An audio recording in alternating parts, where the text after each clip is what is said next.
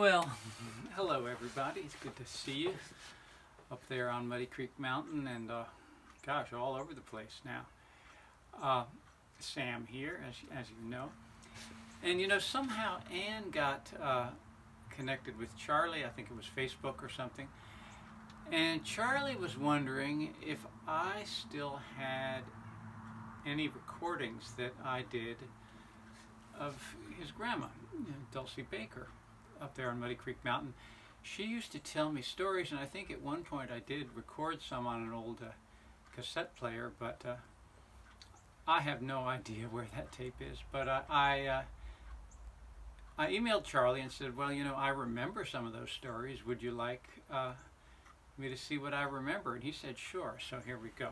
See, I started a YouTube channel because these days I'm working as a guitar teacher. I teach middle schoolers how to play the guitar, and with this COVID-19, there's no school going on, or if there is, they don't bring in special people. So I've been asked to do it online, so I have a YouTube station, not this one, but it's a different one. If you're interested, it's called, let's see, you go YouTube, Mr. Sam, Appalachian Folk Arts. Anyway, Dulcie Baker. Well, I moved up to Muddy Creek Mountain in West Virginia, just outside of Alderson, with my wife Ann and our newborn baby Asha back in '81. And we lived just down the lane from Dulcie in a tiny little house that we rented from Ralph Phillips, because we had bought the place back behind that had belonged, gosh, it had belonged to the Highlanders, and before that it had belonged to Ralph Phillips' grandfather, C.C. Phillips. And we were wanting to make a home back there, and eventually we did. We raised our kids there, as you all know, and Misha's got the home place now with her husband Matt. Anyway, I'm down here in Yancey County, North Carolina. I moved from the mountains of West Virginia to the real high mountains here. We've got the Black Mountains here that are between 6,000 and 7,000 feet. But I still miss West Virginia. I'm glad that Misha's there. And you see, what I would do with Dulcie, she was a wonderful neighbor. She baked the best biscuits in the world on a wonderful old home comfort wood cook stove. I mean, I'll start with a little story about that. Dulcie told me about the home comfort stove salesman. She said he would come around and he had these little, like, toy exact replicas of home comfort stoves that he would show the customers, and he'd show hers. I mean, he'd show her the one, you know, the different ones, and she bought the model that she had. I don't know what model of home comfort. It wasn't one of those real old ones.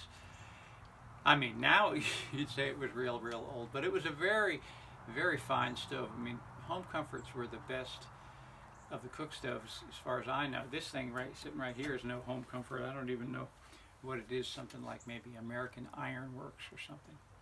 Anyway, Dulcie would bake the finest biscuits in that stove. She would cook bacon in this. See, these cook stoves, they have a heavy iron top, and you don't need a heavy pan. She used this little tin pan to cook her bacon. She'd bake the biscuits in the oven, and she'd baste the tops of them with that bacon fat, and she'd make me tea. And I would go down there with the babies, like Asha, and then Misha was born right there up on Muddy Creek Mountain, and so was Micah. So I'd take the kids down to give Ann, my wife, a break. And Dulcie would bake me biscuits. I mean, she'd be baking biscuits anyway. And you know, I could tell when Dulcie was getting old, because she stopped baking those scratch biscuits and she started using the frozen canned biscuits. But with that bacon grease that she painted on the top, and that tea, and just the smell of her kitchen, my goodness, even she could make the canned biscuits good. Well, I'll start back, honestly, she told me a story about the day she was born that her mother told her. You see, Dulcie and I shared a birthday. We were both born on May 3rd. I was born in '55, and Dulcie probably was born sometime before 1910, because my grandmother was born in 1909, and I think Dulcie and my grandma were about the same age. And you know, the year Dulcie died, I was one of the pallbearers at her funeral. And you know, it turned out that was the year I left the mountain and never really did move back. And I always told my wife, well, I guess the Lord let me go off the mountain and move somewhere else now that Dulcie's gone. Anyway, Dulcie always said that her mother told her that on May 3rd, when Dulcie was born, there was a pretty deep snow. I think she said about 18 inches, a wet, fluffy snow. And that the apple trees were in bloom, but it snowed. And that's pretty unusual. I mean, every once in a long while you'll get a snow in early May in West Virginia, but rarely. As far as I know, from what Dulcie told me, she grew up down on what was called the Blue Sulphur Pike between Asbury and the Blue Sulphur Springs Resort down there on what we call Blue Sulphur.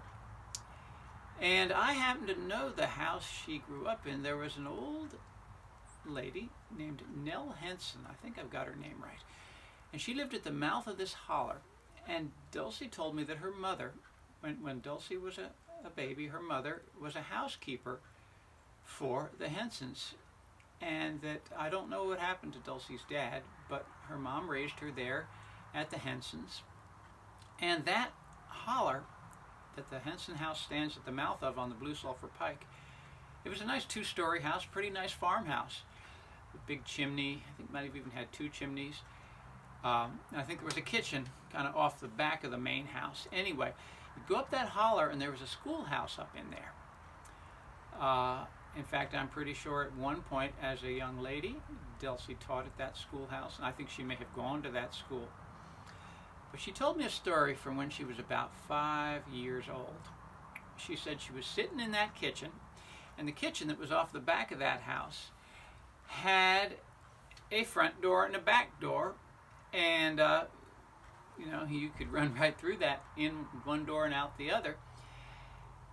And she said it was a sunny day and it was warm. I think it was summertime, probably around July. And all of a sudden the sky got real dark, and here Dulcie's only about 5 years old, and she was looking out. It was getting dark up the holler, up towards that schoolhouse. You couldn't really see the schoolhouse. It was about, half mile up there. But Dulcie had been given by her mama, I suppose, a brand new, her mama bought her a brand new pair of little blue shoes. And you can imagine how a little 5-year-old girl would be proud of her shiny new blue shoes. And Dulcie was up in a chair, and the shoes were on the floor. Well, it started thundering and raining and blasting and booming. And Dulcie looked up the holler out that back door, and she saw a wall of water foaming and bubbling coming down the holler. She hollered, "Mama, look at this." Well, her mama was in the main part of the house upstairs making beds or something, didn't hear her.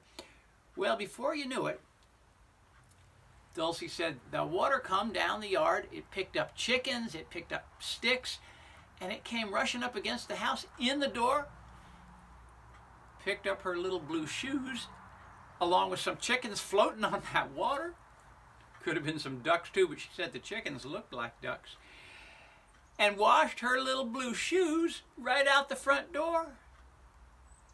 She was standing up on a chair. The water was up around the chair. Didn't get as high as her. She stayed out of it. And you know what? Just as fast as that water went up,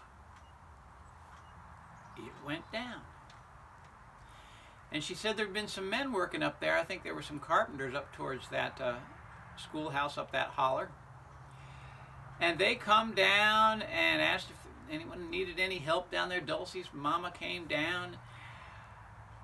And she remembered that, you know, it was about, 80 some years later that she told me that story. I mean, Dulcie, in 81, you know, I don't really remember how old Dulcie was. We could figure that out. I think she was 93 or 94 in 2001 when she passed on. Anyway, I'm going to leave that story at this. See, I want to keep these, I can do it in episodes. If I make these things too long, they're hard to upload onto that YouTube.